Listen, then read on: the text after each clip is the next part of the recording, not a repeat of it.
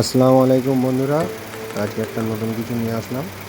অনেকেরই মেশিনে এই প্রবলেমটা হয় কি, নতুন মানে সেলাই সরু মোটা হয়ে যায়। তো সরুর জন্য অনেকটা অসুবিধা হয়। সেটা কীভাবে ঠিক করে নেবে সেটা দেখাচ্ছি, দেখে নাও। কিছুই নয়, জাস্ট একটা জানা থাকলে সহজ, না জানা থাকলে কঠিন। যা হয়, যার জানা আছে সেটা আলাদা ব্যাপার। এবার আমার এই ডিজাইনটা হচ্ছে 1 নম্বরে এই ডিজাইনটা সেলাইটা একটু সরু হচ্ছে, দেখতে খারাপ লাগছে, তাই এটা আমি ঠিক করছি। কীভাবে করছি দেখে নাও। 1 নম্বরের ডিজাইনটা আমি দেখে নিলাম যে এটা একেই আছে।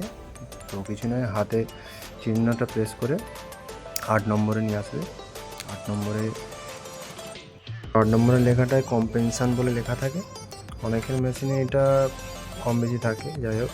তো এন্টার করার পরে দেখবে এক্স কম্পেনশানে 0 থাকবে, এটা ঠিক আছে। এটা 1 করে নিয়ে এন্টার করবে। এন্টার করার পরে জুম করে দেখাতে বলছি, এটা এন্টার করবে। এন্টার করলে এখানে এবারে ওয়াইয়ে আসবে। ওয়াইয়ে তো তোমাকে ওই সেম 1 বাড়িয়ে নিতে হবে।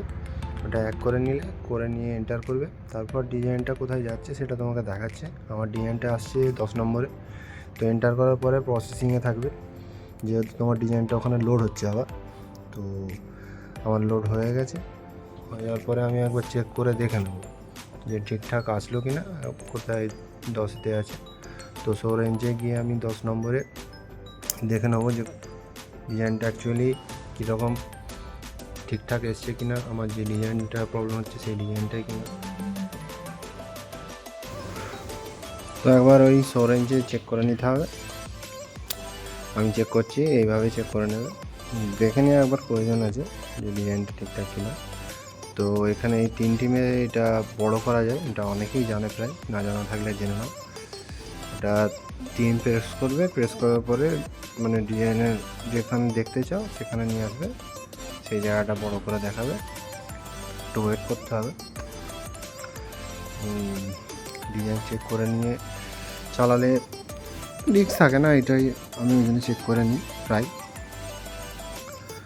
তো দেখলাম ঠিকই আছে।